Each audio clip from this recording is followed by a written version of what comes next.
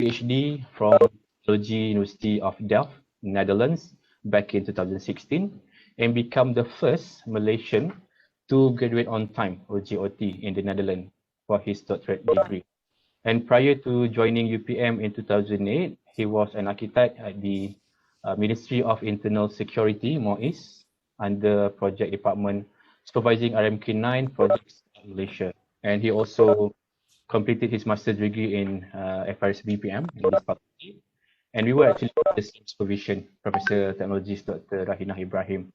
Okay, so throughout his academic career, he has developed his research interest in the areas of urban building (OB), which inspired by theory from John Habraken that relates to the flexible housing, industrialized building system (IBS), and affordable housing for Gen Y. Okay, his research relates to a new business model for the housing industry that challenges the conventional housing procedure and produce a disrupt business model for the housing industry. And at the same time, okay, Dr. Z. Darul is a qualitative research expert and a certified professional trainer for Atlas.ai SFSB region, and he provides training on Atlas.ai and qualitative data analysis tutorials, and he's been conducting lots of tutorials, classes, workshops, and so forth. Okay, and just recently, and I think this is the most interesting part, I guess last year, Dr. Zairul has published a biographical book with the title of Did Ben Eat or Inilah Aku, or This Is Me. The book is actually an anecdote book about his life journey.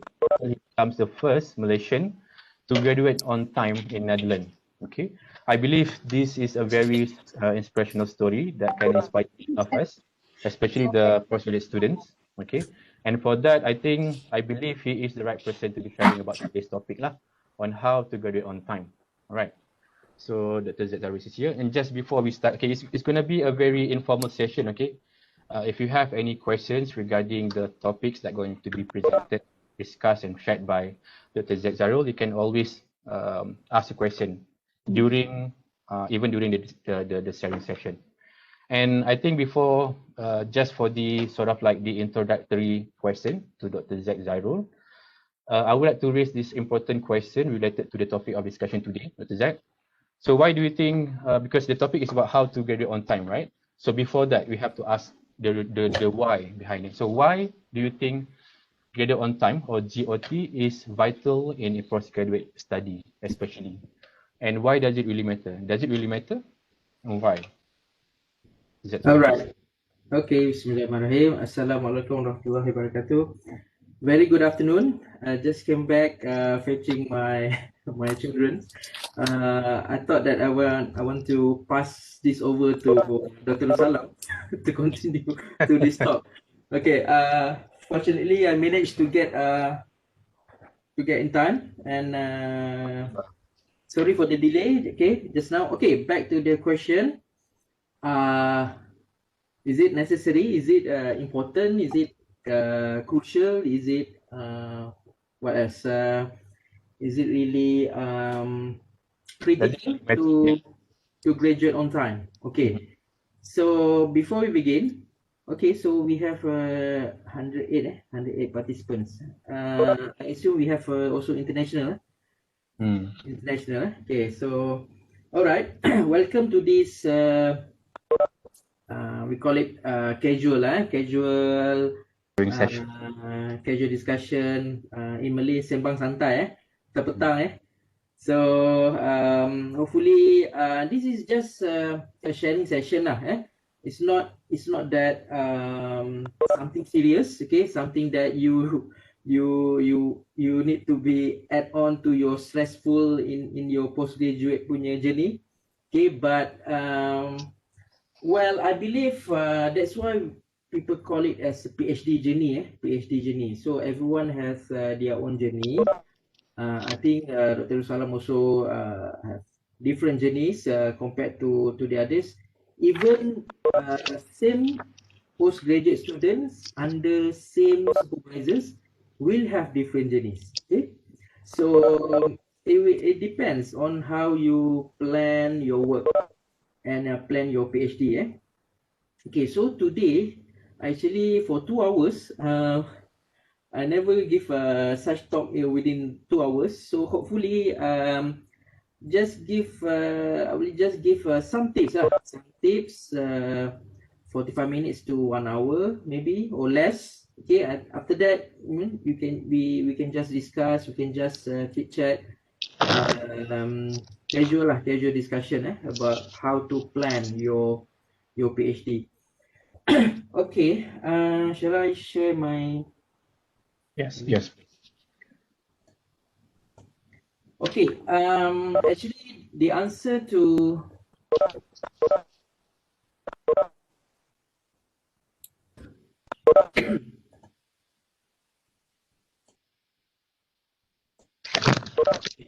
I hope everyone can see my screen.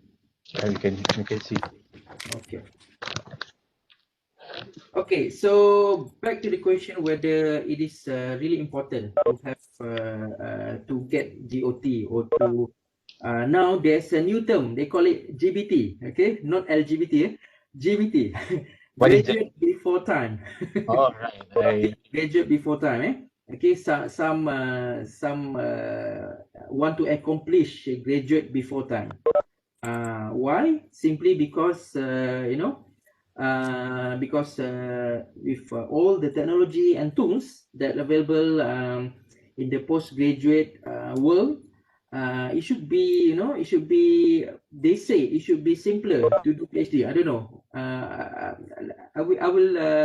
I will share some of my supervisor's view on this. Okay, so as being mentioned by the chairman just now, I managed to complete my PhD within 3.5 years. Actually, 3 years and 3 months. Okay, so because in Europe, the normal time period for PhD students to complete, and even our scholarship was given, is up to 4 years. Okay, compared to Malaysia, UK, Australia. I think Malaysia, UK, Australia mostly 3 years. Okay, but Malaysia, Europe, Japan, if I'm not mistaken, and US, they were given 4 years. Okay, before I begin, this is some of the stories that I've been told my workshop participants and also my fellow PhD students. When I wanted to apply for this PhD, we got this. I got this meeting with my potential supervisor. At that time, I don't know him. Okay, I just browsed through TUDEF, okay, and basically Faculty of Architecture website, and then look at who are the potential supervisors for me.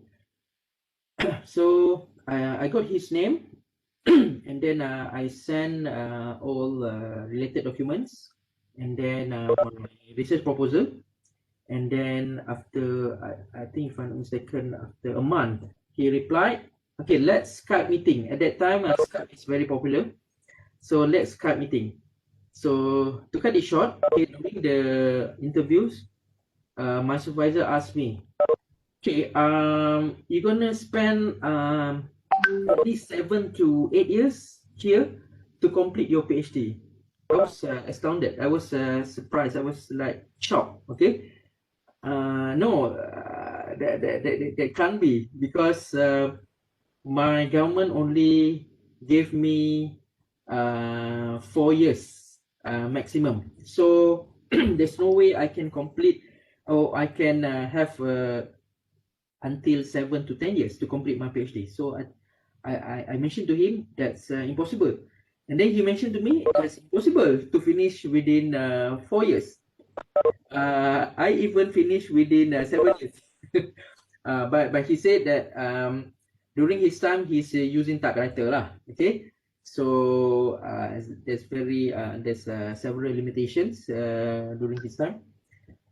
And then I was like, okay, am I making a wrong decision to to go to Europe, to go to TUDEF, okay, Netherlands, to do my PhD? Because if I, sign up for this program, I might not able to finish on time, okay, which is not the option for me. And another thing is that um, I'm going there also alone, okay, without my family. Um, and then to put the narrative is that my wife also got offered by HLP to continue her study. She's doing specialist.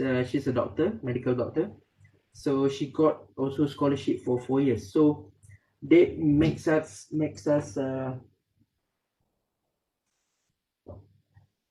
us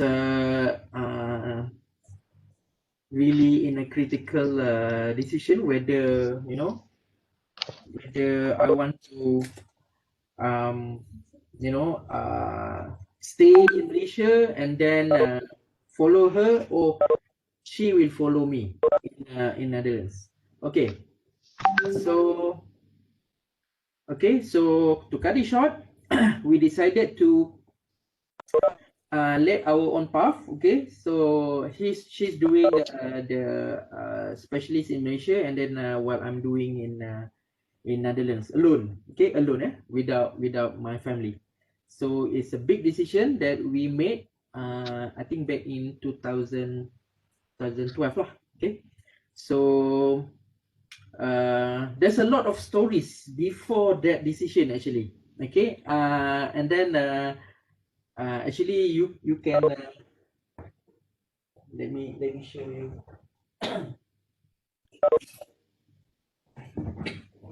All the story is inside my book, but unfortunately it's in Malay. Okay, so all of the struggles, all of the challenges that we faced as a family. Okay? So everything I wrote in my book. Okay, just to give I don't know whether it can inspire people, but at least sharing can make people understand what are the challenges for you can achieve to the success, which is a very sweet moment at the end of the day. Okay, oh, we are not yet come to the slide. Okay, let me go to the slide. Okay, why I cannot. Okay, all right. A bit background about me, as mentioned by the chairman just now. I'm doing PhD management in the built environment, specializing in real estate and housing in Technical University of Delft. Okay, Technology University of Delft, Netherlands. And before that, I did my master in UPM, and I got my first degree and second degree in architecture from IIUM, International Islamic University in Malaysia. So getting an offer to the Europe university and Netherlands specifically is an eye opener for me. I've never had experience studying overseas. International Islamic University is not considered as although they have an international what do you call this the what do you call it the feeling is like very international in UAE, but then it's totally different when I got this chance to go to the Netherlands. Okay, so the first thing that came into my mind when or the first thing that I really I put on my notebook the first day is that I need to return to Malaysia as soon as possible. Okay, because I left my family and then my third children also was born 5 months after I landed in the Netherlands. So actually, this is funny story. When I was sent to the airport, okay, everyone's like, very sad. Oh, okay, so we might see you maybe 1 or 2 years after. But because of my third son, I need to come back to Malaysia after 5 months, just to uh, doing his delivery lah. So I need to be there. I think I need to be. So I return, and then so it's not like a smooth sail, okay, along the process of the PhD journey. It's not like I've just been there and then do my work without any um, problems or challenges in Malaysia. There's a lot of challenges and problems also. So I think how we actually come back stronger, okay, after all the challenges and after all the problems, okay, we need to embrace it, and then how we want to come back stronger. I think that's most important. And then I always mention this: PhD is not a sprinter nor marathon; it is a triathlon. Okay, what does it mean? Okay, sometimes what I notice is that people are rushing at the beginning of their PhD journey. They are rushing. They are, it's like, okay, I want to finish this. This fast. I want to finish this quick. I want to get rid of this. Okay, but normally at the third year, they seems like exhausted. Okay, it seems like it's like the momentum is lost a bit. Okay? But it's not even a marathon. Okay, marathon, you have a long endurance. Okay, so it's not even marathon. It's a triathlon. You need to juggle between me as a husband, as a son. Okay, so I need to juggle all of this. So that's why I mentioned as a triathlon, or maybe whatever now, decathlon, whatever. Okay, so you need to play all roles at the same time during this PhD journey. It's not like you abandon everything, but you need to have a balance. Okay, so the keyword is balance. Okay, a bit about myself. As I mentioned, my expertise is on the management in the built environment, specifically housing studies, real estate, BIM, building information modeling and technology in construction, architecture pedagogy, interior design, project management, architecture psychology, and smart space, classroom, and makerspace. Okay, so these are the expertise that I actually I brought up from my industrial training. Okay, I was in the industry for 4 years before I joined UPM as a tutor back in 2008 until 2010. Okay, and then I was appointed as a lecturer in 2010 until 2012. And then 2012, I pursued my PhD, and I finished, as I mentioned, 3 years and 3 months. Okay, despite being given the scholarship for 4 years. So how do I actually, along the way, along the process of the PhD, I started already get to know my strength. Okay, what I wanted to become when I finished my PhD. So it's not something that I actually planned after my PhD. Okay, but along the way. Okay, so this is where, especially for academics, you need to actually have this path so that when you finish your PhD, when you finish your PhD, you will definitely know your direction. You can straight away apply for grants. You can straight away starting to receive or starting to accept postgraduate students to be under you, because you know already your expertise and what you're going to do after your PhD. Okay, because some people doing PhD just for the sake of maybe because of they just want to do it for fun. Yeah, I've met this kind of candidates. They say that okay, I just want to do PhD because I think I have a lot of time in my life and I just wanted to do it. Okay, so there's another group of people who do it because of career. Okay, because as academics, you doing this because this is the path in the academics that you need to fulfill. The government sending you to do this PhD, to do this study, so that you become expert in this field, and then you can contribute to the nation. So this is actually the task, our task, okay, as academic. And also maybe now as also PTD also required to do PhD because apart from the career path, it's also for they want to get more PhD holder so that this person can can become a leader in the organizations. Okay, so depends, huh?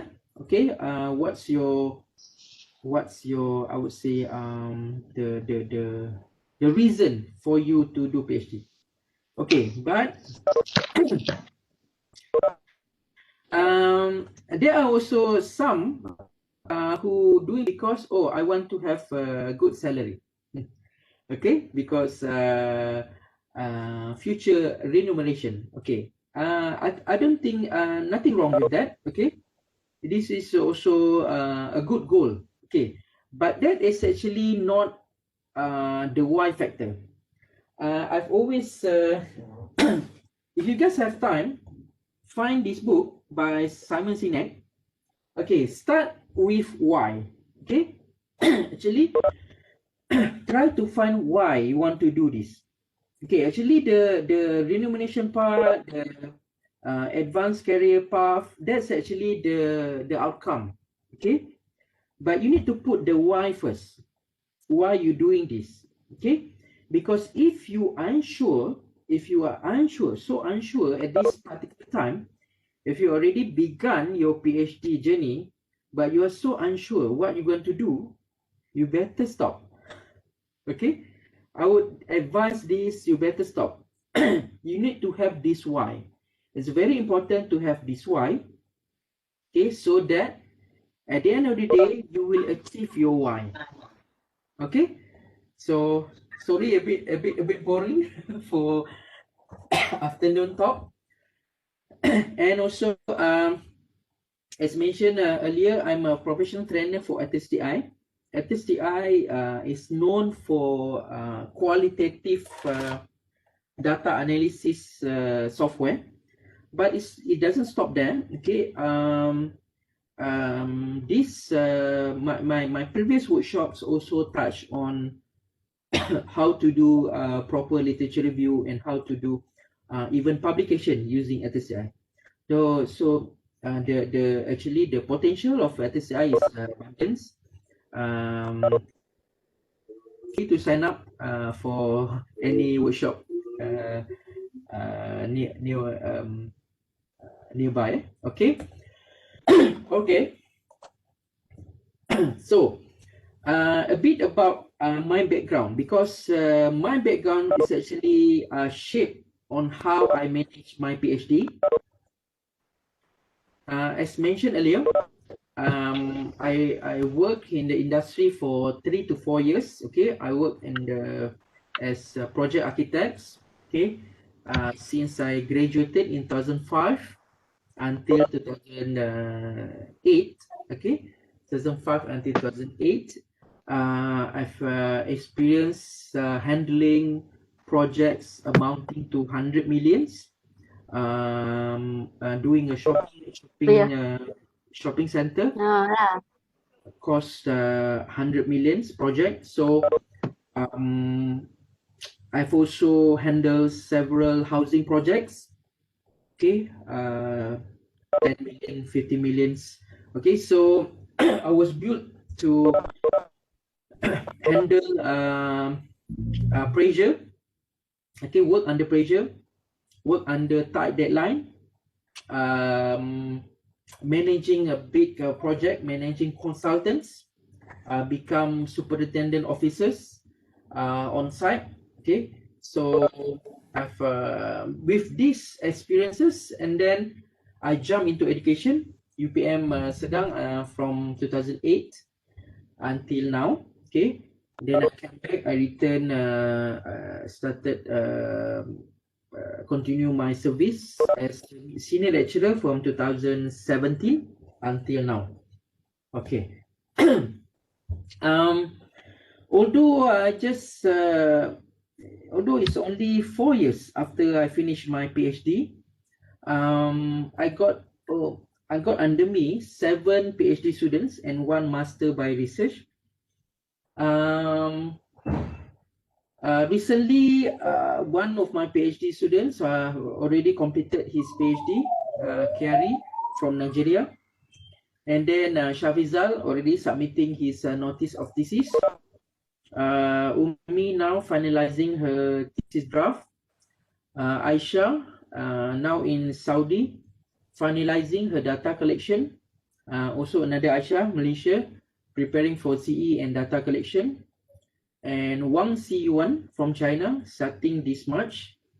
And also Huang Lian from China also starting this March. And Sabarina, my master student, preparation for data collection. So I have periodical supervision every month. This student need to present his progress, because this is also my routine in the Netherlands. Okay, so this so I continue towards my students in Malaysia. Okay, so all work and no play makes Jack a dull boy. Okay, so I also like to sing karaoke, and I like to travel. I enjoy travel and taking pictures, and also I love giving talks. Okay, during my study, when I doing my PhD, it's so awkward when you cannot see people face, because am I still Yes. talking? Okay, all right. I hope I'm not talking alone. The rest is either still listening or half sleep. Yes, we are here, Doctor. We have 163 participants now. Oh, okay, 160. Oh, okay, good. Hopefully you guys get something out of this talk. Okay. So don't stop what you're doing, okay, while you're doing PhD. Okay, but sort of like you need to do some sacrifice lah. Okay, if you like travel before your PhD, so during PhD you need to like maybe man lah. Okay, don't travel too much. Okay, you can travel. Wait, I will show you when can you travel. Okay, so during my PhD journey, I always set target and goals. Okay, the target and goals. Okay, the target and goals. I set the targets every month and every week, even weekly and monthly.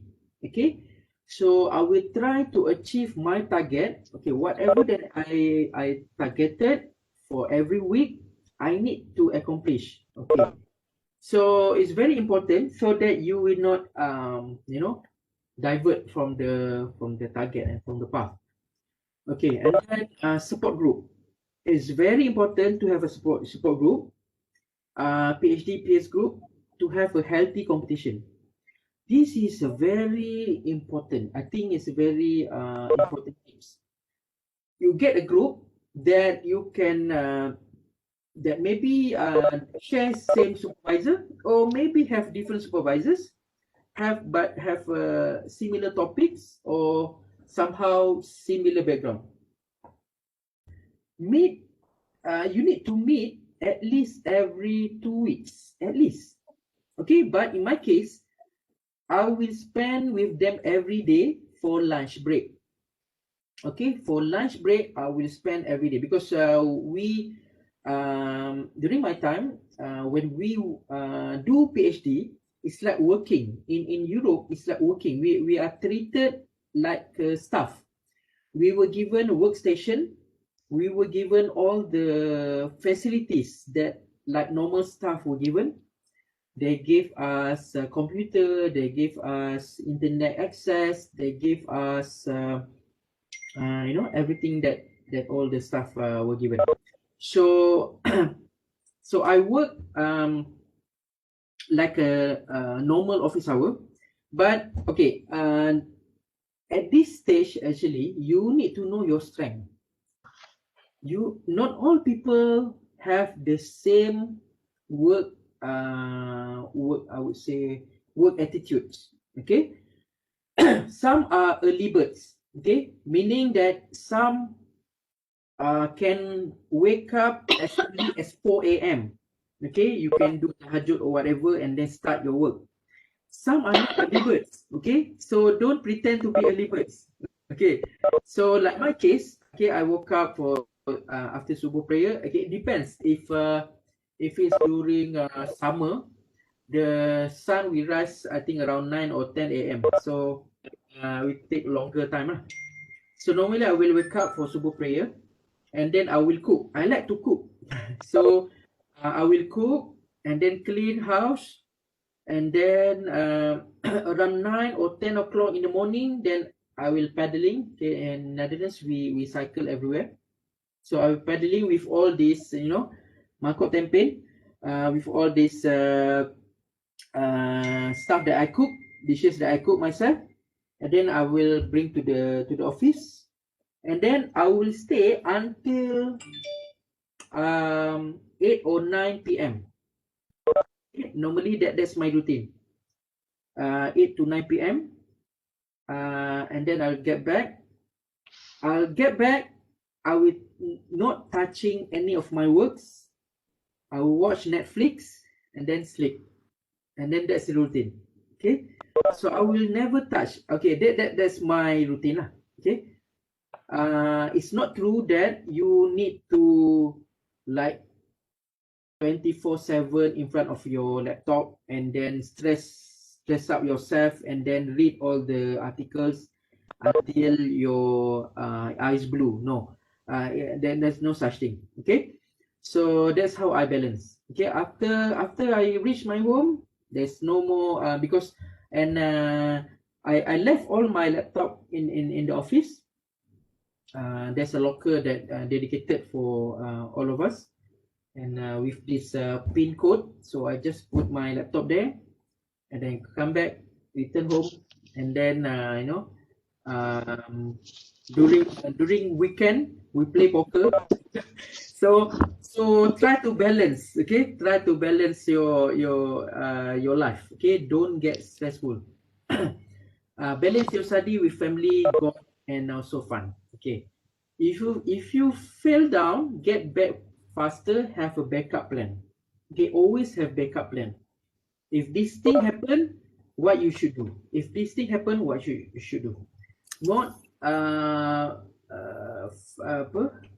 we call it second backup, third backup plan. You must always have the third, fourth, fifth backup plan. Okay. Okay, people asking why you deaf. Okay, let me show you. I've always wanted to go to these three, MIT or UCL or DAF. Okay, but I know it's a very highly competitive in MIT. Okay, and so I dare not to try to make attempt to go to MIT. And then UCL. Okay, UCL. I heard that. Okay, I never have intention to go to London, okay, or UK.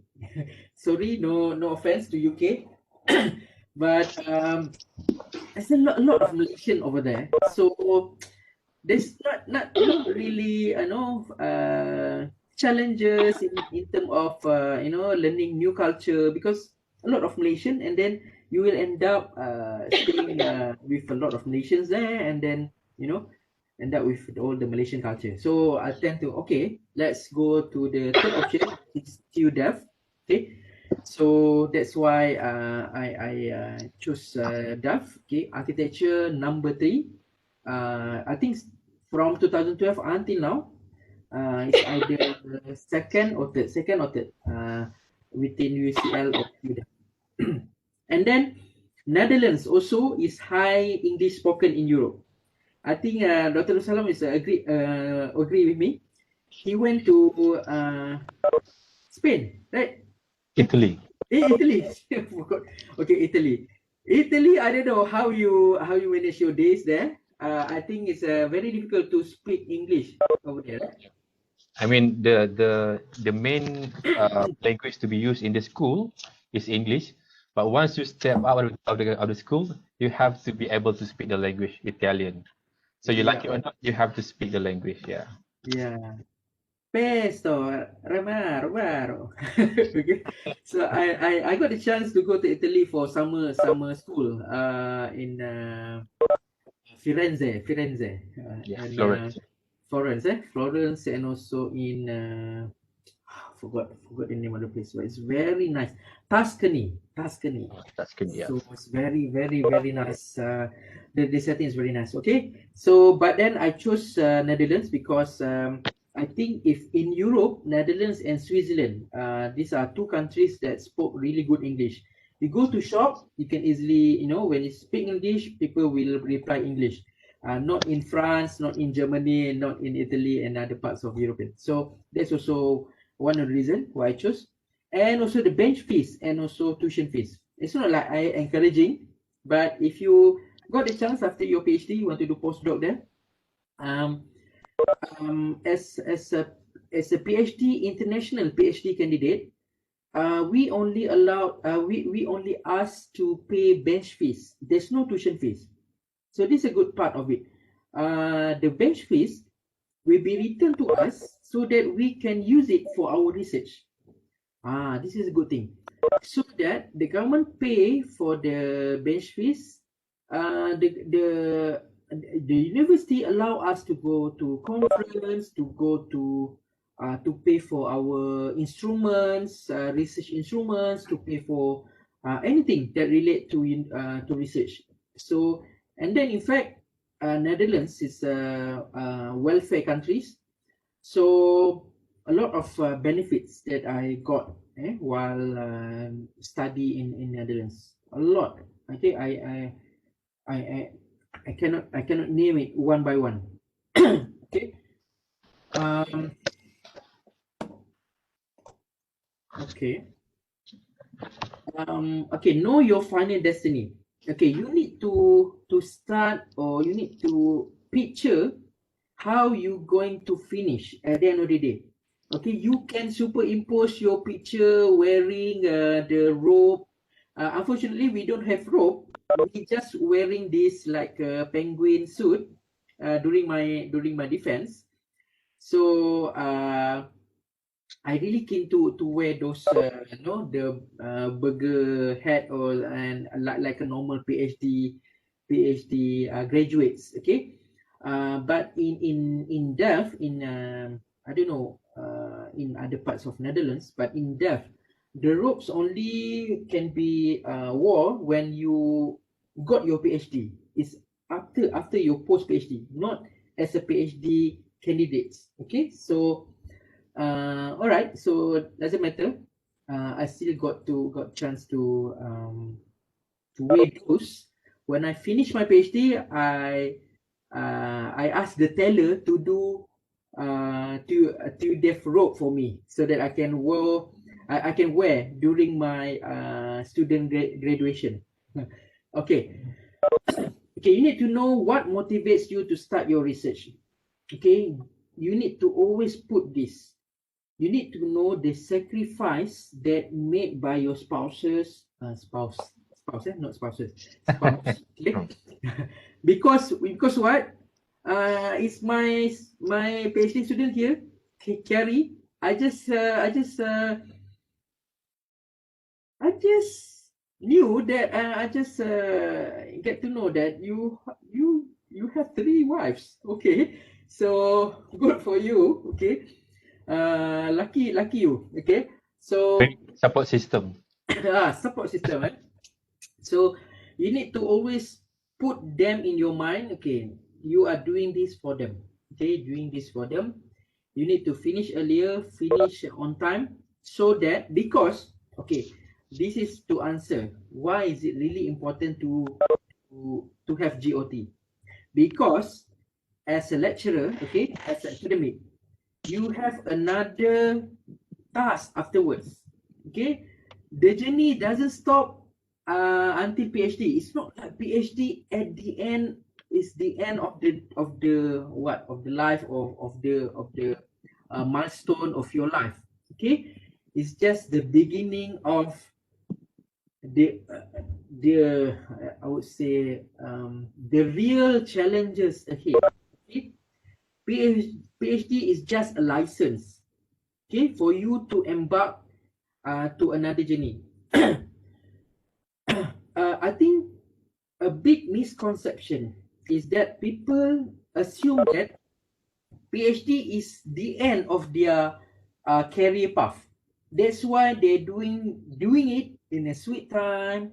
They're doing it, taking a sweet time. Just do it, Okay, I feel like if I want to do it, then I will do it. If I don't want to do it, why should I stress myself? It's like that. Without actually remember that who's paying for their scholarship. Okay, is no the rakyat is your stakeholders, okay, who pay the taxpayers money. You're using the taxpayers money. Okay, but there are some cases that you cannot control. I also aware on that. Okay, there are also things that you cannot control. For example, your supervisor's disease. Okay, that okay during your PhD journey gone, maybe quit from the universities, maybe the PhD your supervisors, there are some cases become stressful and quit his or her job. Okay, that's also happen, and then you need to change supervisors. Okay, that's where the idea of having second option is very important. So you need to have a good rapport with your second supervisor, third supervisor. Okay, don't ignore second and third supervisor. Build good rapport with two second and third supervisors, so that if first supervisors anything happen to him or her, you get a second and third supervisor who already know your progress and can continue with your current study. It's not that you need to find new supervisors, suddenly you need to change new topic or something. As a PhD students, you need to know your rights. Okay, you can terminate your supervisor even. Okay, if you don't find a good term with your supervisor, you have the right to terminate your supervisors. But you must know what's next action. Okay, don't just become down and then you buy A and then you feel lost and then you don't know what to do and then end up you will, fail or just stop studying. So you need to have a, so I said, you need to have a backup plan on this. Okay, as I mentioned, the support group 3 to 4. Okay, like my case, I will try as much as possible at least have a lunch break with them so that I can discuss my progress. Okay, monthly progress. If your supervisors are so busy, you present your work with your colleague, okay? With your support group. Okay, don't wait for your supervisors. It's good if your supervisors is the one who arranged the meeting, but if your supervisors are so busy, you cannot just okay, lucky this month this my supervisors are so busy, so I can have free time.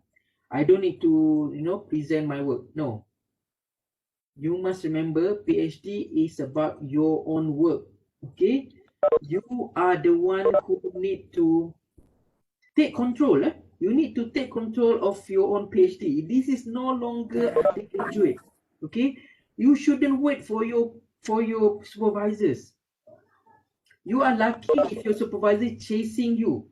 Okay, actually, if your supervisor chasing you, you are lucky.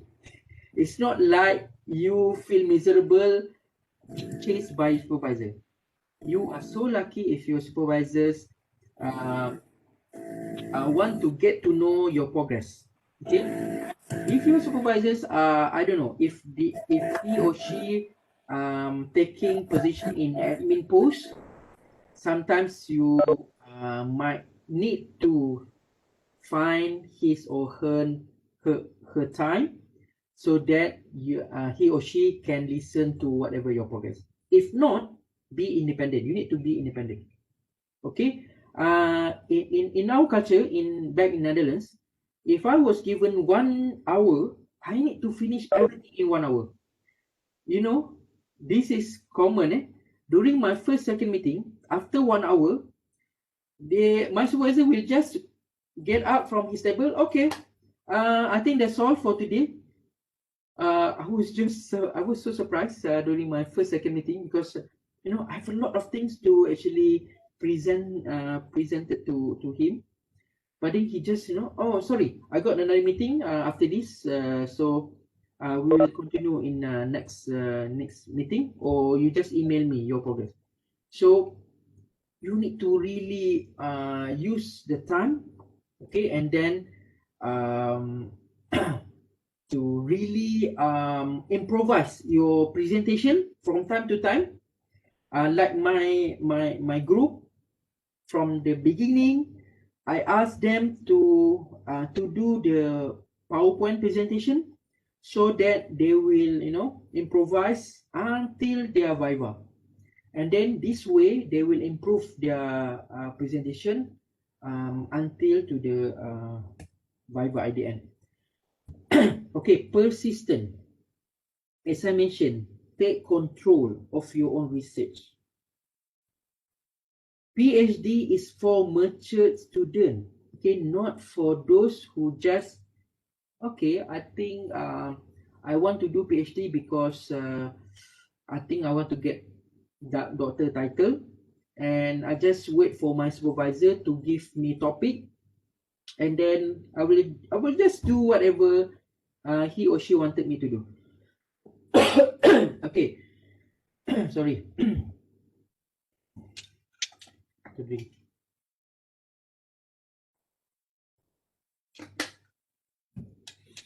Okay, unless you are doing under grant, if you are RA, you are given a title.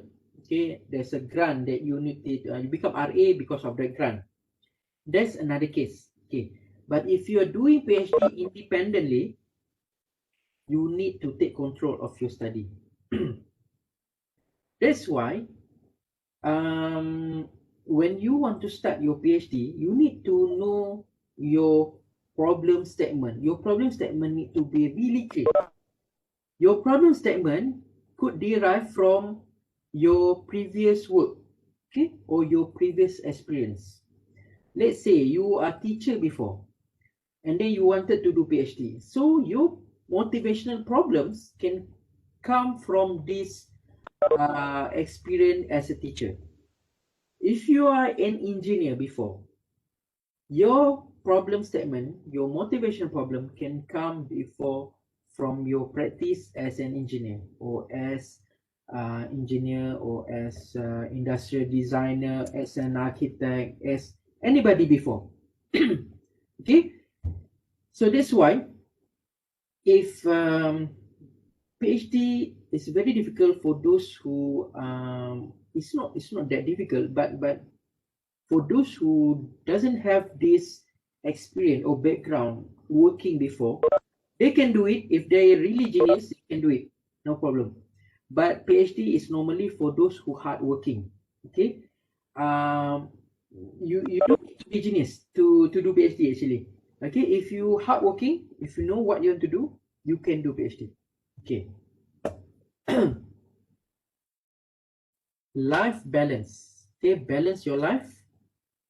Be sane and keep your mental check. Okay, we don't want permanent head damage. Okay, I got 2 PhD. One PhD in master in built environment and another PhD permanent hair damage. So damage already my hair. I started become bald guy. I think starting my second year of PhD. And then I think it's also culture in Netherlands. A lot of bald guys. So I feel like I'm not only one lah. So I don't feel alien lah. So lucky Dr. Salam got with this full hair still, full Yes. beard, nice I don't hair. remember how you do like with your hair on. I just don't remember how you do like with your hair. You better don't remember. You better don't remember. Okay. Okay, so always for Muslim, okay, keep your pray and dua. Okay, don't forget your family. Socialize with friends. Okay, take times to actually socialize and keep social media to minimum. Okay, this is another tip. When during my PhD, I try to not post so much in social media. Because what? If you don't finish, people will, you know, that's the time people will, oh patutlah banyak sangat post kat social media, pergi melancong, pergi sana sini, go everywhere, patutlah tak habis.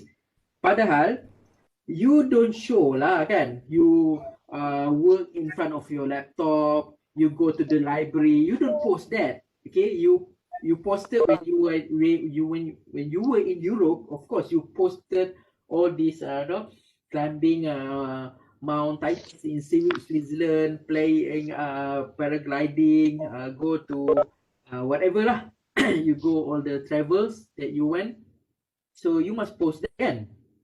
Okay, so I try to keep to minimum lah. Okay, you don't want people to misinterpret. Oh yeah, although people say that, suka hati dia lah, dia punya Facebook. Okay, but then you know, the problem is when you don't finish. When you don't finish, then people keep patutlah tak habis, duk berjalan sana sini, habiskan duit.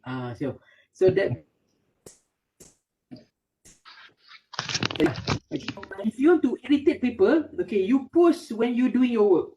I finally managed to publish. Oh, today I finished reading 7 articles. You post something like that, okay? So that can also encourage people to read more articles and do more academic stuff. Okay. This is another strategy that I want to share with the rest of you, especially academics. You need to plan your business model after you finish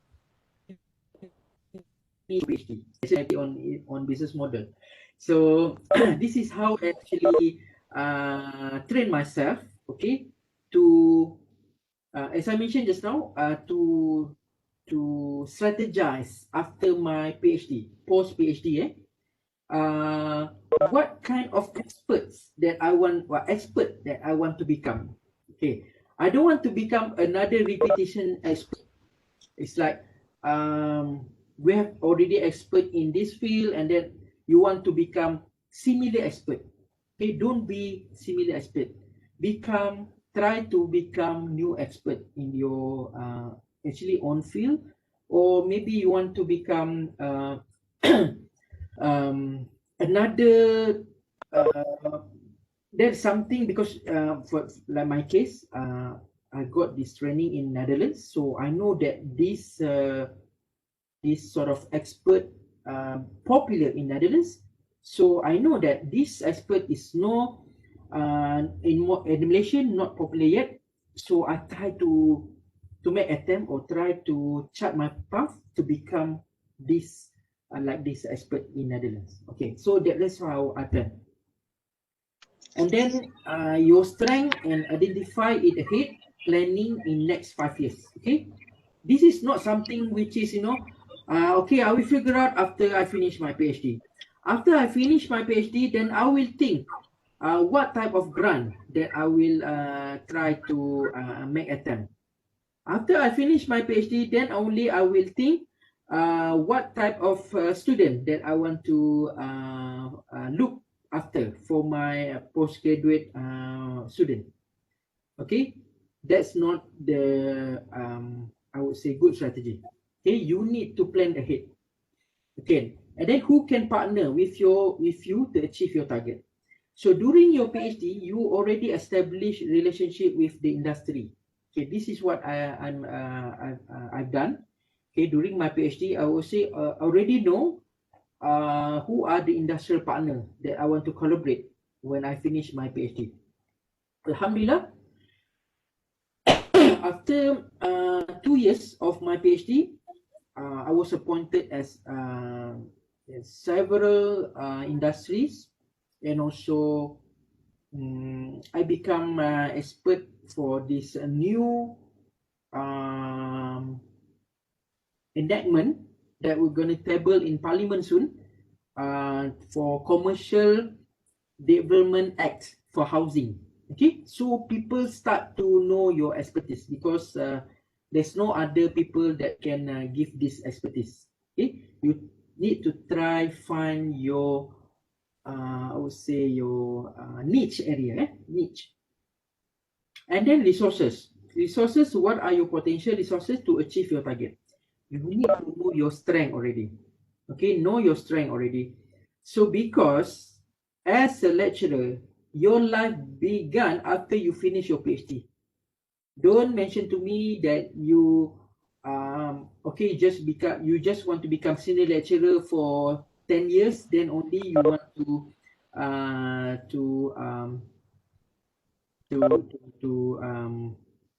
chase for the associate professor. Okay, I think that's a very it's not like over ambitious, but it's how you chart your career, so that you can because this is actually amanah. As a lecturer, it's not your choice. Okay, as a lecturer, you need to do teaching, you need to do research, you need to do industrial collaboration, you need to do community service, and then you need to find grant, you need to do a lot of things. Okay, those are options, those are not options, those are what you are paid for. Okay, but the only thing is that which one is more, which one is less. Okay, that's why we have this career path. Okay, after for employment path in as a lecturer. So it's depends on how you manage it.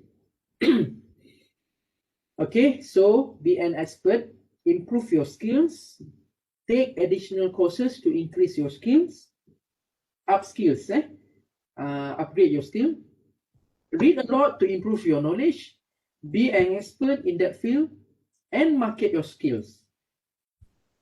Okay, lecturer is one career path that you control of your own path, career path. Okay, you don't wait for your top position to be transferred or get die. in order for you to, you know, get into higher position. So you manage your own time. Okay. You want to request and note it. Okay. The okay. And then need to manage your SV and your peers.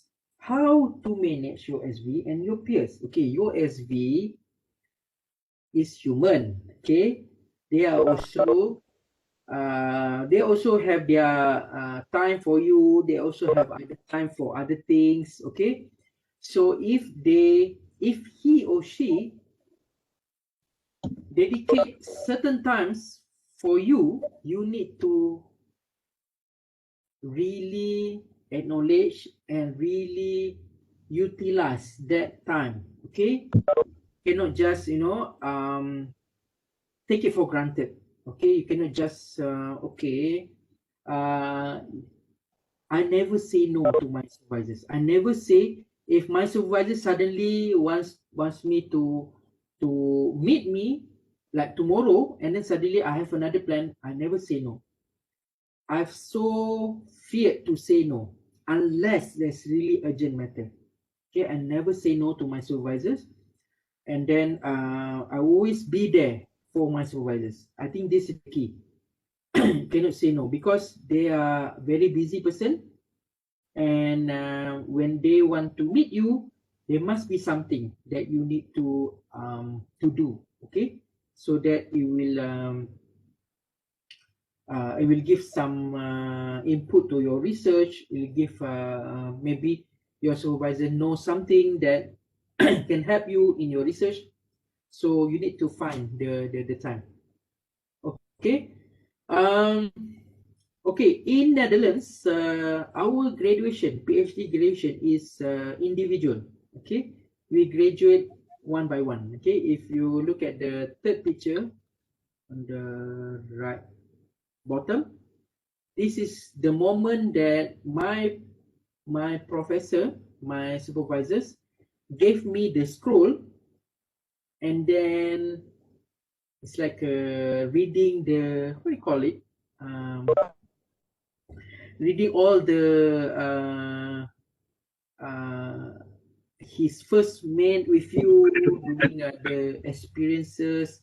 It's not like eulogy. I don't want to say eulogy. Eulogy is for when you die. Okay, so it's like reading the you know, the experience. So I broke into tears at that time.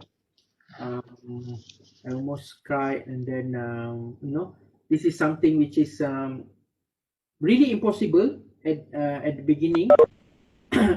This person, Hans, Prof Hans Wamling is my promoter. We call it promoter.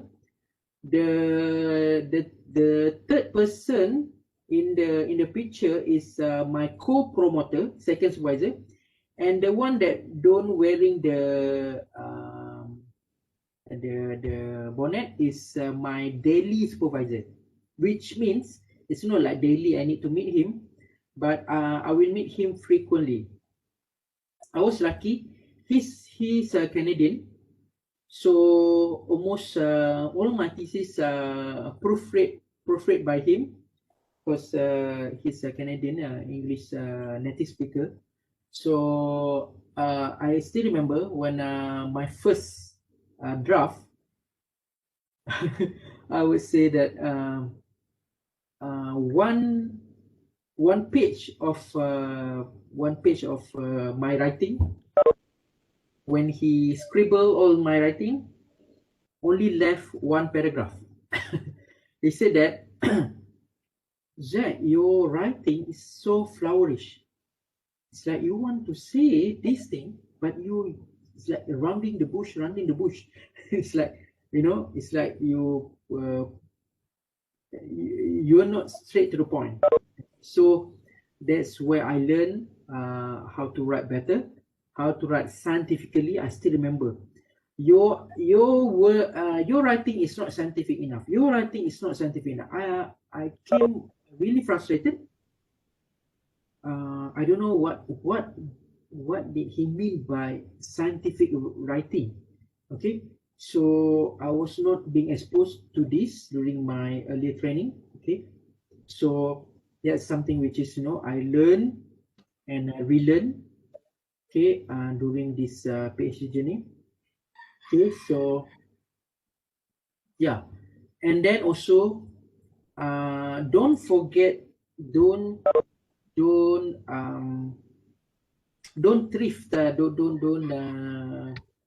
locate lah to pay for um to learn about tools. Okay, a lot of tools nowadays, Mendeley STI, a lot of softwares, okay, available, um, um, offered by a lot of trainers. Okay, but you need to choose the one that most appropriate to your study. Okay, don't yeah, there's a lot of offer also outside there, so you need to smartly choose the one that really suitable for you. Okay, not the thing that it's no point also going around to all workshops collecting certificates, but at the end of the day you lost.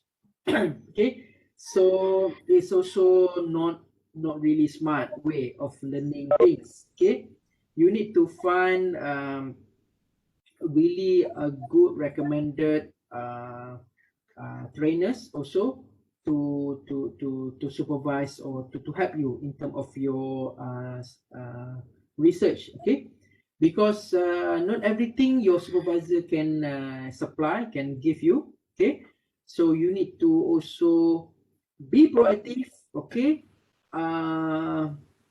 learn from others, okay, outside your universities. Okay, so that you will hone these skills, okay, not only for your PhD, also for future. Okay, I don't say that I don't travel. Okay, I travel. Okay, when I was in Europe, I travel also. As I mentioned, when did I travel? Okay, I travel when I achieve certain milestone, okay, during my study. Okay, remember just now I mentioned that I set weekly and also monthly target. When I achieve monthly and also a weekly and monthly target, and then I got this credit from my supervisor give me a good appraisals, really satisfied with my work, then that's the time that I reward myself. I go travel. Okay, I think I covered almost all parts in Europe, alhamdulillah. So with this all of these experiences, I become more mature, and also I learned so many things. Okay, so but then don't post it in social media. Okay, as I mentioned, people will misinterpret it. Okay, because you will send for holiday, holiday, not for holiday. Okay, for study. Okay, study leave. Okay, people expect you to come back and then finish your study. Okay, that's why some people say that, okay, you finish earlier, you finish on time, you finish whatever before time, but you come up with substandard thesis. Okay, but I I managed to refute this statement because I came back with although I finished actually I finished before time. I finished before time. Although I was given 4 years, I finished 3 years and 3 months. After that, I went for conferences in South Korea, in Florida, in US, UK, and several others, Japan also. So I took this chance to actually present a conference and publish paper. So you can have a very quality thesis even though you finish on time. You finish for time or on time, your thesis is not quality. The bad part part is that you finish late and then send the thesis. That's bad. You late and then the quality is substandard. Okay, but if you can finish on time and also produce a good quality thesis, that's something which is you should proud of. Okay, I've always shared this YouTube video for all my audiences because I was there for 3.5 years alone. I left all my families. I didn't bring my spouse. I didn't bring my kids. I didn't bring my mom. Okay, like some other people who very fortunate. Okay, to get their kids overseas to let their kids to have education over there. So I don't have that opportunity. Okay, so that's why when I finish, I came back, and then we need to actually book our time for defense, because I mentioned our defense, we call it defense ceremony is individual. So I need to at least I think, if I'm not mistaken, I reserve my slot for 7 to 8 years. Sorry, 7 to 8 months. 7 to 8 months. I need to wait for Yes, we're here. my queue. Hi, I am Hani from WWF Malaysia, the Worldwide Paponesia. How are you today, Farah? Fine. Okay. Anything you can Great. add? To hear that. Farah, it's Can just going you to be a have very to short mute? call. Okay. Firstly, we wanted to say thank you for sending a message of support for WWF. Iklan We saw sekejap. you signed with our live tiger. It's a survey you've done on Facebook previously. Do you remember that? Yes. Great. Okay, I just muted her. Yeah. Okay, thank you, host. Okay, iklan sebentar, saya cakap je kan. Kita bagi iklan KitKat. Okay, so to continue, when I got this date, is actually to commemorate my third child, Akizut, which is his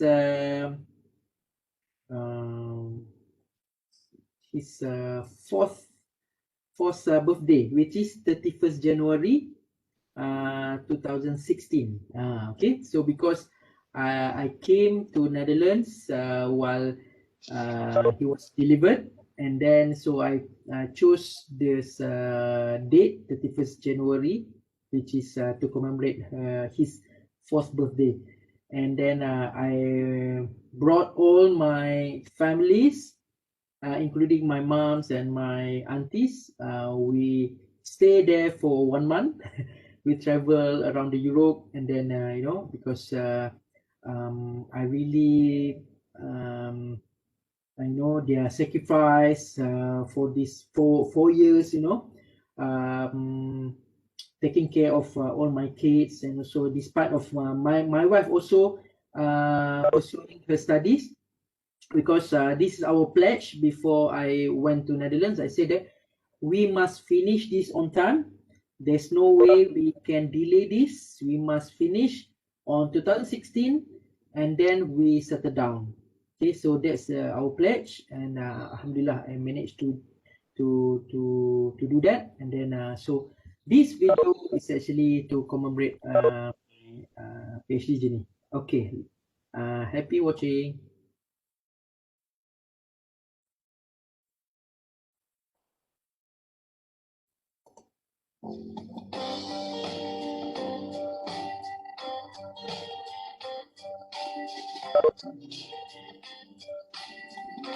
Oh.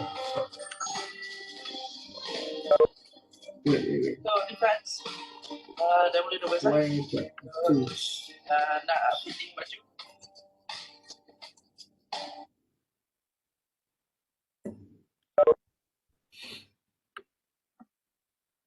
Wait.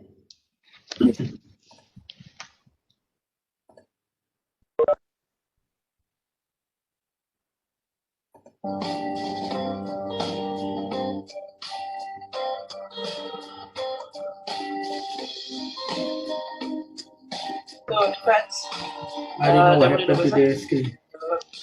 Nak fitting baju. Shut the gates at sunset. After that we can get out. You can see the bigger picture. Find out what it's all about. You're open to the skyline. You wanna go back home. In the garden full of angels, you'll never be alone. Oh, is on.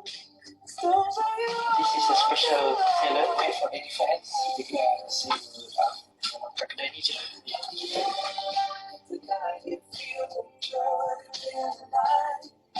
Day that you stop running, the day that you arrive. And the night that you are left in was time to decide. Stop chasing shadows, just enjoy the night.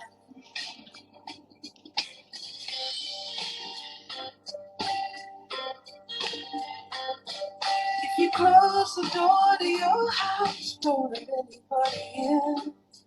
It's a room that's full of nothing, no doubt, underneath your skin. Face against the window, you can watch it fade to gray. You'll never catch a feeling if you choose to stay. But all the world is out. Stones that you are walking on have gone. With the moon to guide you through the joy of life.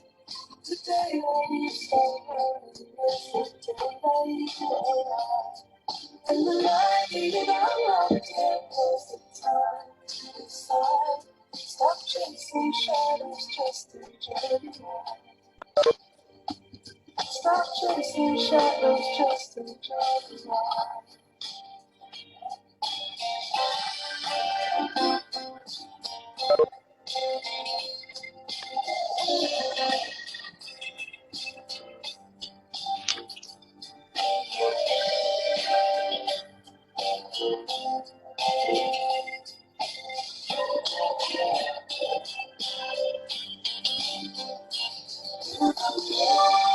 Tonight you feel the joy of life.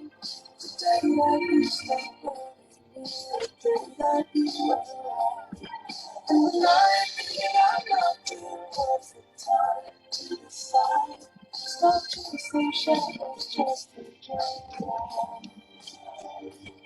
In the night, you got me feel the joy of life. Today when you stop running, it's the day that you arrive. And the night that you got locked in was the time to decide. Stop chasing shadows, just enjoy. Stop chasing shadows, just enjoy. Stop chasing shadows, just enjoy. Stop chasing shadows, just enjoy.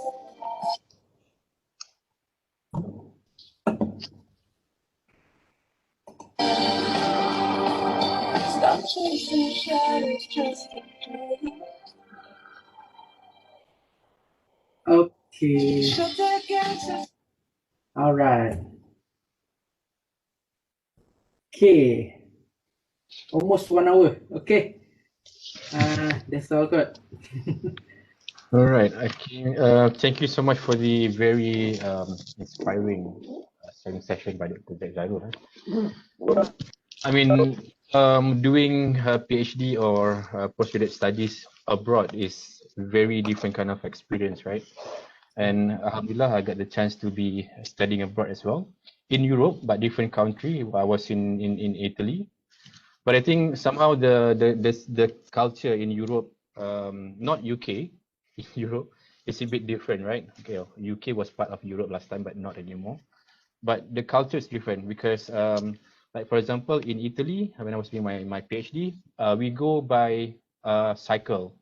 So in every cycle, we have these numbers of students admitted to this every cycle, and we know our batches according to this cycle. So I was in the 29 cycle or Ciclo 29.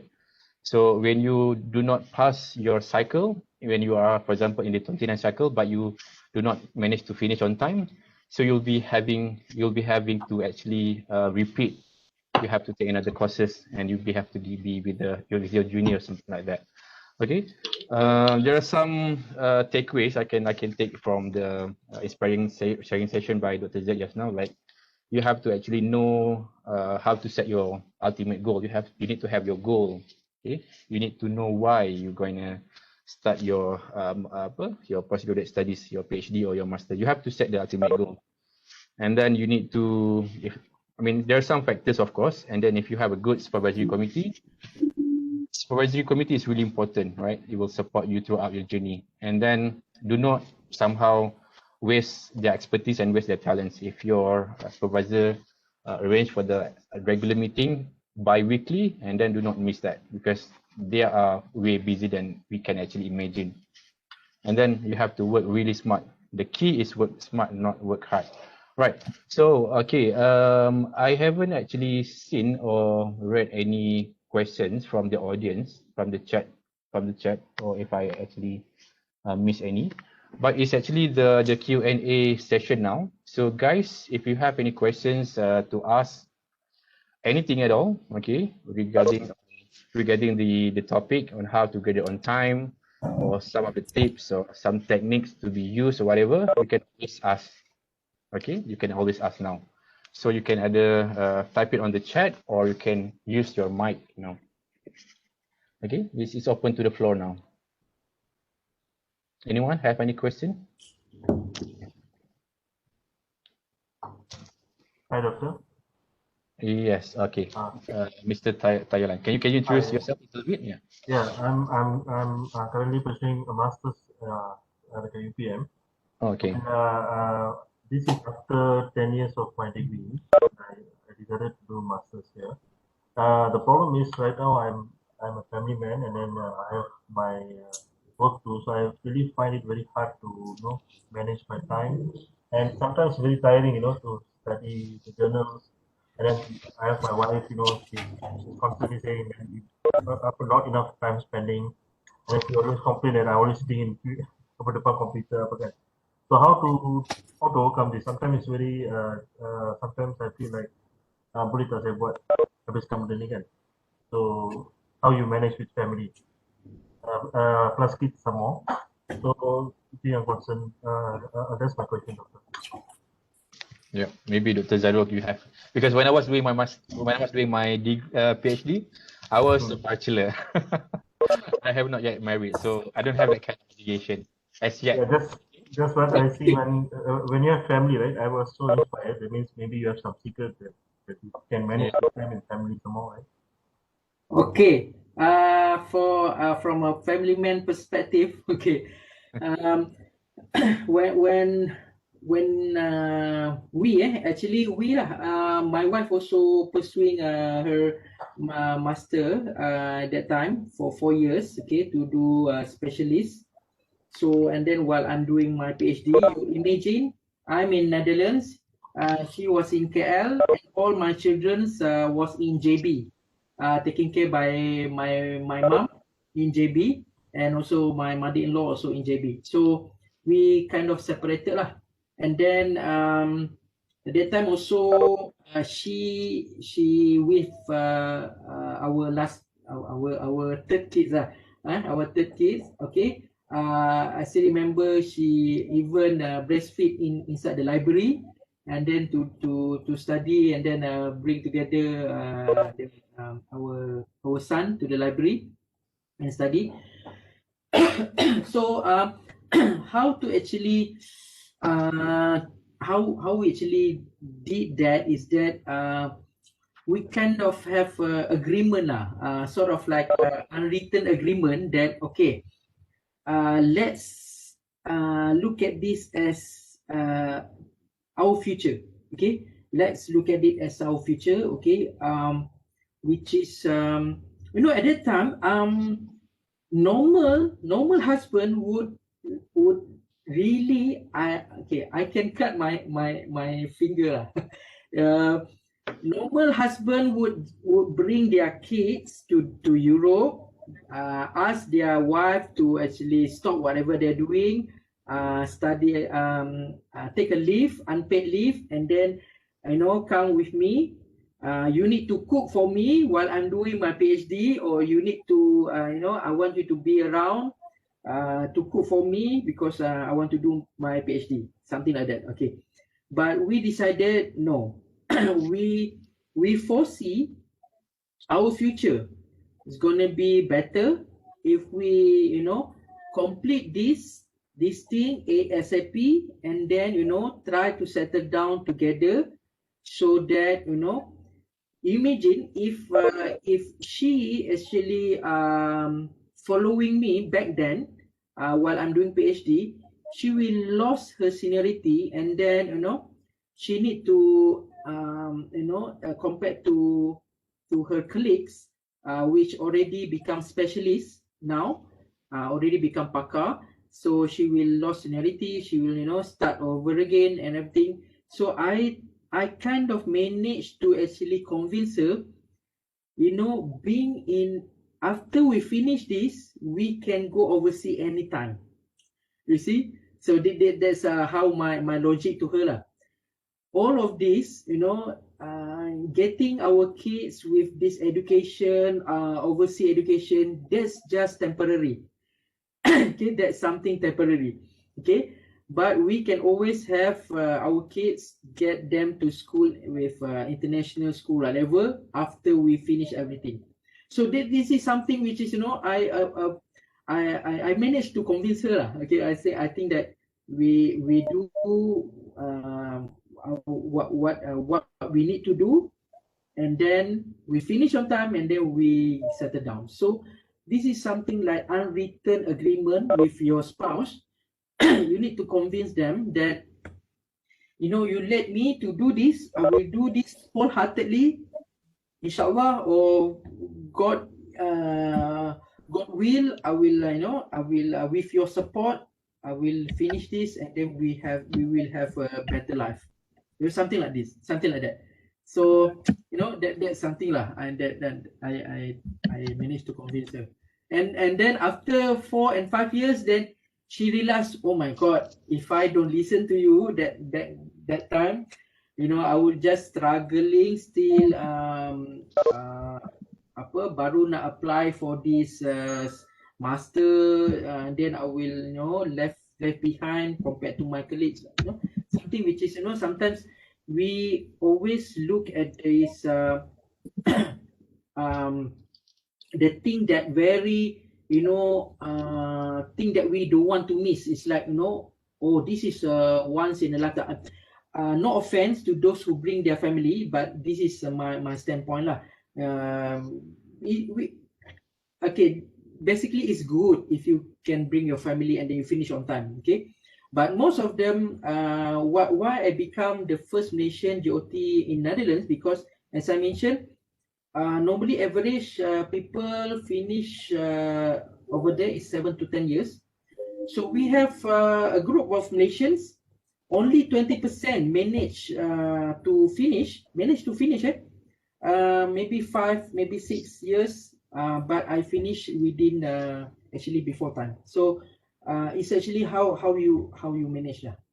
Huh? All right. Thank you. Thank you very much. Yeah, I think we have this one. I don't know if it's a question or if it's a statement. It's a long one by Majisusa Corazon. I'm just going to read this one. Considering the situation right now, it is so hard to achieve that drive or motivation to focus on what I am doing right now. Maybe because of mental and emotional issues. It is extra challenging this time with all these uncertainties that is happening, Doctor. What can you advise on me how we will be able to get the drive to keep on going and reach our goal to complete our PhD on time? Yeah, that is actually a question. Do you hear that, Dr. Zach? Okay. Yeah. Yeah, so while we're waiting, okay, we have this registration form for you to fill up. in the chat room, please register for your attendance at the same time. Okay. All right. Okay. I think it's about maybe because of lost momentum. Maybe in the middle you kind of tired. Okay, those are actually normal. Those are actually common and normal. Okay, I burn out also several times. Staying alone there without anybody.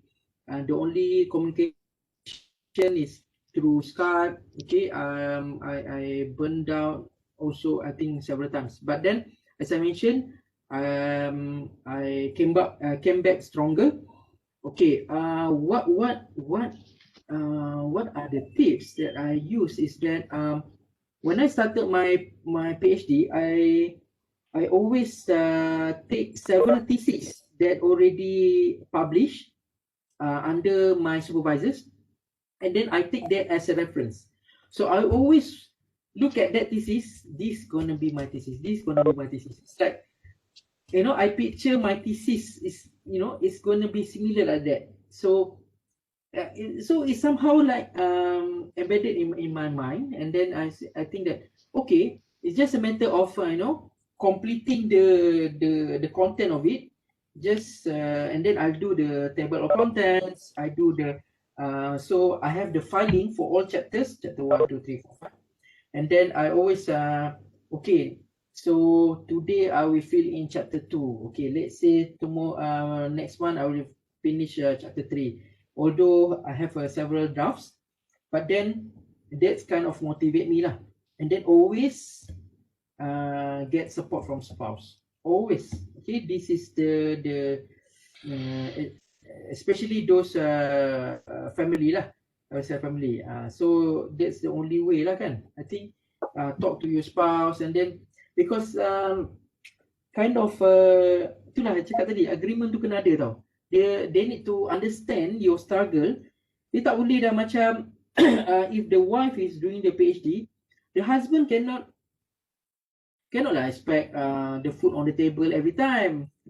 Kenalah sekarang dah ada Grab kan. So, kena faham lah.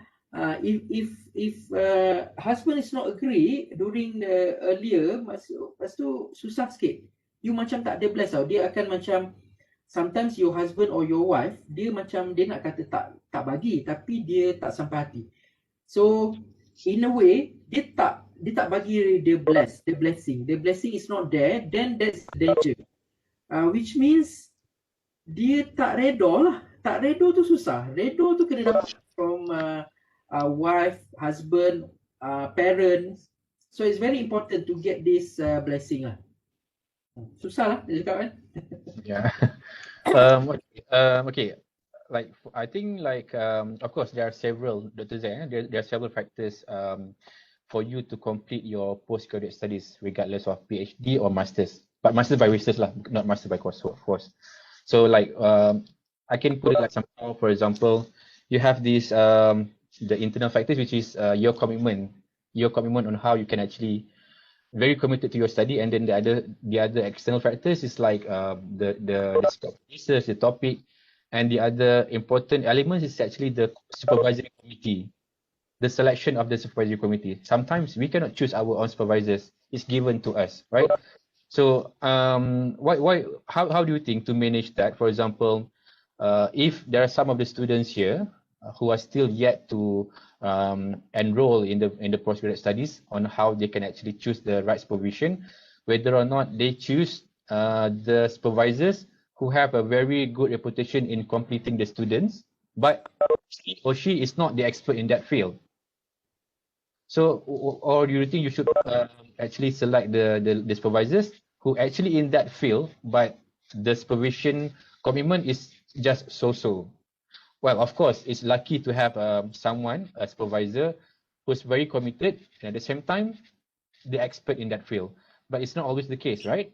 Like, for example, it happens a lot in our colleagues, for example, like the supervisors are not actually the actual expert, but the commitments of the supervisors help for them to finish, to get it on time, for example. So this kind of thing. So what do you think, Dr. Zaid?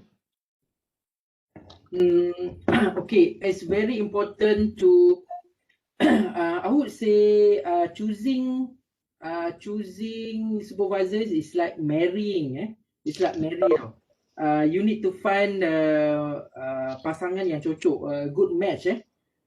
Sometimes you need to really look into her or his background, how he and she finish PhD, how he managed to complete her study, and then um, what his or her experience in handling previous students, her and his record, okay, on supervision.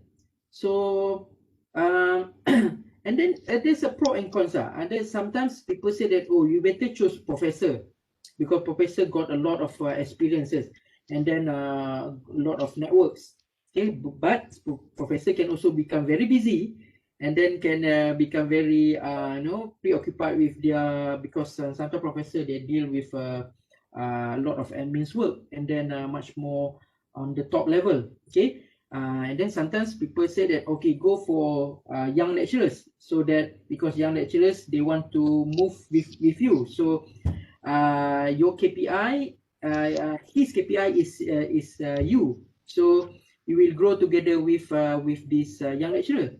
But there are also young lecturers who also clueless. Okay, have no background before, and then also have a lack of experiences. So you need to do a background checking. Okay, so ask around. Okay, ask your previous student. That I think the best is ask previous student that supervised by him or her, or if there's no student, how he manage his PhD or her PhD. I think, yeah. Yeah, I would have to agree to that. Okay, we have one more question here. Okay, I think, hold on. Okay, is there any tips on doing PhD while working? I think that has been partly answered by Dr. Zack just now. And then there's another one. Bagaimana doktor manage waktu menulis tesis? Seawal semester berapa dari mula start thesis writing? So while working and doing PhD, and then how you manage your thesis writing? Yeah, when to start basically? Okay. To me, personally, I think there's no part time in PhD. Even though you are doing it part time, you need to do it as like a full time. Okay, so even though if you doing it part time, you need to get consent from your boss saying that okay, I'm doing PhD, so can you allow some of the time during my working hours, maybe a few hours to focus on my PhD, something like that. So it need to be doing as if it's like a full time. Okay, so I'm very afraid if you have something else in your mind, and for example you want to do it like, oh, I just want to do it on my free time. I have like 6 to 7 years to do this. So well, it depends on what's your goal. But if you want to do it as fast as possible and as quick as possible, and then to move on, okay, so you need to do it as like a full-time student.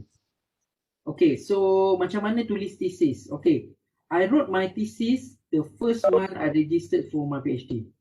So because I know that I'm not a native speaker, I'm not English is not my first language, so I need to practice, okay, do a lot of writing, especially scientific writing. As I mentioned, when I wrote the first time, it looks like not really scientific enough. It looks like, like a normal composition, normal, it's like a storytelling. Okay, so there's a way of writing scientific writing where you need to cite, you need to do a lot of, paraphrasing, summarizing. So all of these techniques you need to know before you start your journey PhD. You need to really practice. Okay, I think that's all. Yeah. Okay. So basically, there's no the strict time to start writing. I mean, you just have to start as soon as you started your PhD, right? Or your postgraduate journey. So guys, the floor is still open for the Q&A session. If you don't want to write it down on the chat space, you can always turn on your camera and your mic, and then you can ask the questions. Since we don't have much time, I think we left with 15 more minutes. Okay, please make use of the time because we don't have this kind of session every day. Okay, so and it's not easy to get Dr. Zairul to be with us. He's a very busy man. It's business and everything. So yes, okay, please make use of this opportunity. Do you have any audience, anyone from outside of the university, non-UPM students? Or yeah, or if there is anyone who has finished the PhD or currently a supervisor, right, Dr. Zairul? If you have, I mean, if you want to share anything, any thoughts about the student supervision, you can always share with us. Okay. Hafizah, ada soalan Hafizah? Macam nak tanya soalan?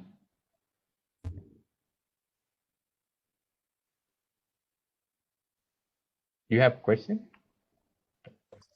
Okay. Saya letak dekat chat. Oh, okay. You put it in the chat, right? Okay. Ah. Ada tak tools yang boleh melajukan? Melaju. If you use the word, any kind of word like that, how to speed up your thesis writing. That's very ambiguous kind of word. Kalau dalam thesis writing, you don't use that. Okay, of course, as I mentioned, saya nak cakap a lot of tools already available in the market kan. So sama-sama promote lah, belajarlah Mendeley and LTCI. Okay, sign up for any course nearby.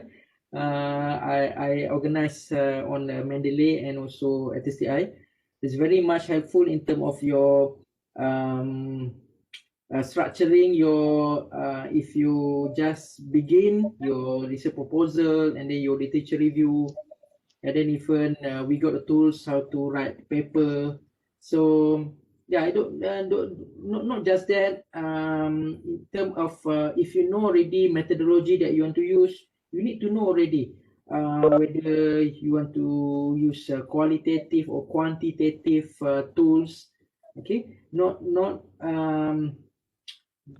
you just figure out when you are asked for. Okay, you need to be proactive to actually search for the appropriate tools.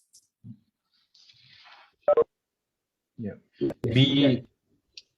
Be explorative, be rajin to know the tools. Then there are so many tools that you can use depending on your mode of your study. If qualitative, you can use Mendeley and Atlas, and then for quantitative, you have another tools, right?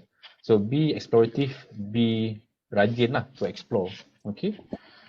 All right. We still have some time. Okay, guys. Okay. Do you have any other questions?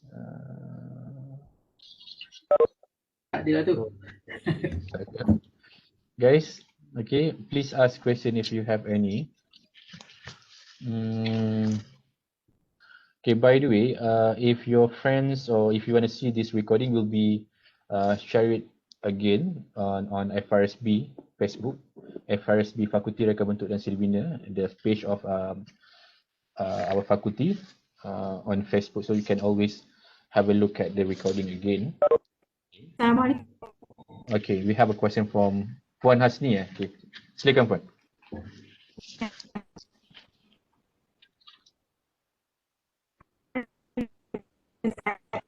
Yeah. Actually, I have no issue to ask, just to a bit concerned. I'm working full time. So suddenly, not suddenly, fortunately, I started to further my master research with one of the professors in UPM, which I waited for so long to get this opportunity. And then I'm still working.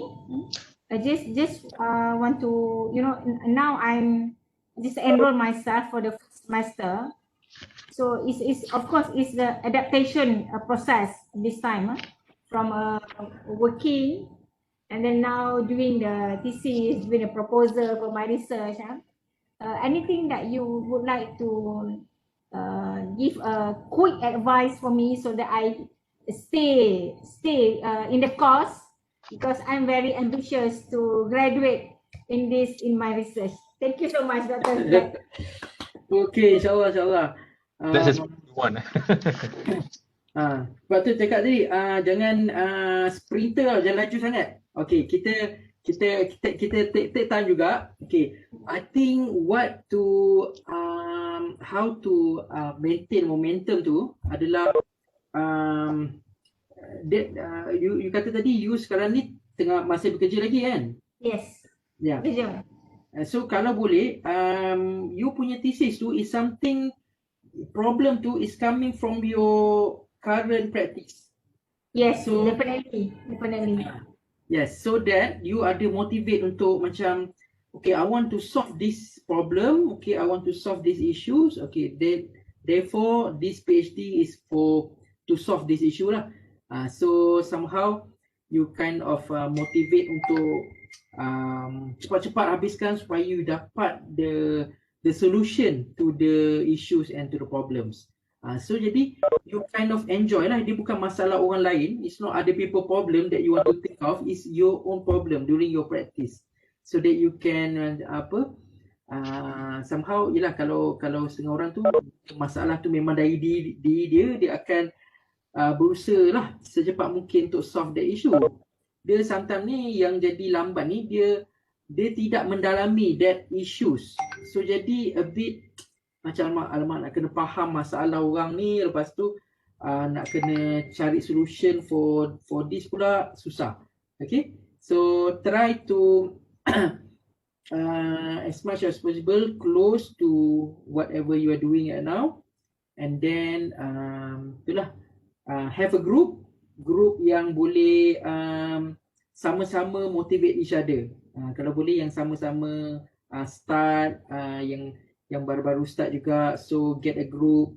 Kadang you guys just need to have a coffee dekat Starbucks ke mana-mana and then discuss apa progress, apa you have done. Okay, I recently came out this article ni pasal gini, just talk about very casual, tapi benda tu sebenarnya yang akan keep your feet on the ground, and then insyaAllah lah boleh push you untuk siapkan benda tu, insyaAllah. Alright, insyaAllah. I'm so touched with the video. It's so inspiring. Thank you so much. Inshallah. Okay. Do we have any more questions from the floor? Maybe the last question. Anyone? I heard something. Is that okay?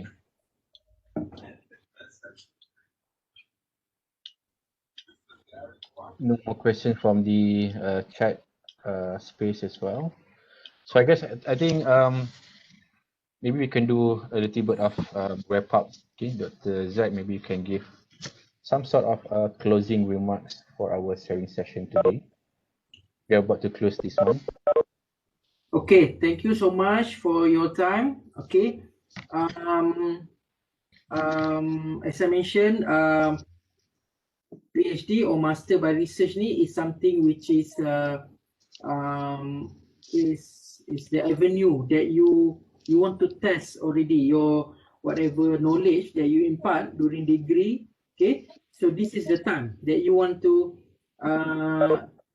especially PhD, you want to become expert tau. You imagine you are the expert in that particular field, so kalau nak become expert, you kena buat sehabis baik lah.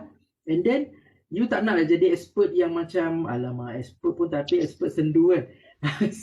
so you kena kena ada this motivation to become always the best. Okay, always the best, and then always want to contribute back to the nation. Itu I think what I always lah inspire myself lah. Okay, and then the rest tu kadang-kadang tu lah macam apa yang saya share pun tak semestinya sama. So semua orang akan ada journey yang berbeza-beza. So try to get as mana yang boleh. Alhamdulillah boleh manfaatkan lah. Kalau kata yang tak sesuai, tinggalkan. So mana yang baik daripada Allah SWT, mana yang buruk daripada diri saya, minta maaf segala kesalahan silap. I think that's all good. Thank you for the organizer, and then thank you chairman and the chance given by the faculty. I think, yeah, thank you. All right, thank you so much. I think, yes, because we were doing, Dr. Zack, when we were doing our PhD back in those days, we are sort of like having this entertained by this one comics called PhD comics. I think they still have it now. So there are many of the sketch in that PhD comics that you can be inspired from. It's based on true story anyway. And then I happened to actually came across this one saying that it goes something like, PhD is like 1 inch wide and 1 foot deep, while bachelor degree or master's degree is like 1 foot wide and 1 inch deep. So it's like you go very specific in that area, but you go very detailed. So with that, I think I'm closing the session today. Thank you so much for your participation, Fetish. Thank you so much for your time. And then hope the sharing session has been a good inspiration for you guys, beneficial for your study and whatnot. Okay. Maybe if we could have another chance, we can meet again in another session, inshallah. Okay. And just before we end the session, as I mentioned just now, you can always see the recordings on the FRSB page on Facebook. And then just before we end the session, can you please turn on the camera so that you can have a group photo together, if it's possible, just for the record. Okay.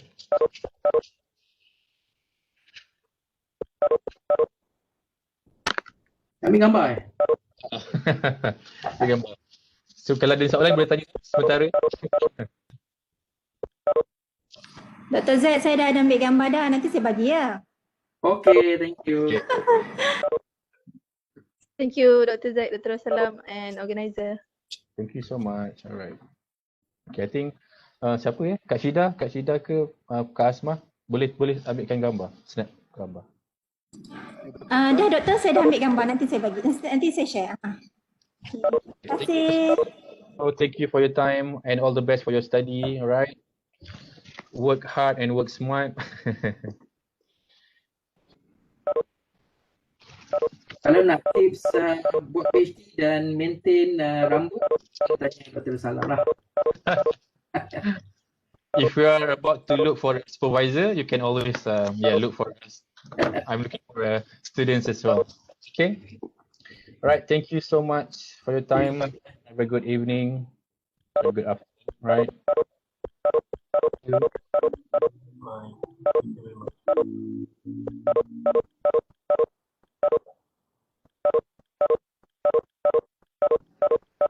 I quit my job to pursue PhD to pursue a lifelong dream. I took a huge leap of faith.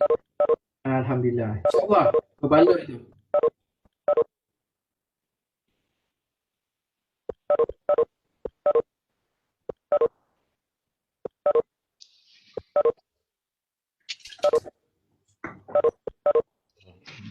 Exactly 4:30 ya, bagus lah, very sharp. Okay, thank you sir. 4:30 tepat. Okay, thank you so much. Nak balik. Okay, bye. Bye. Okay, bye.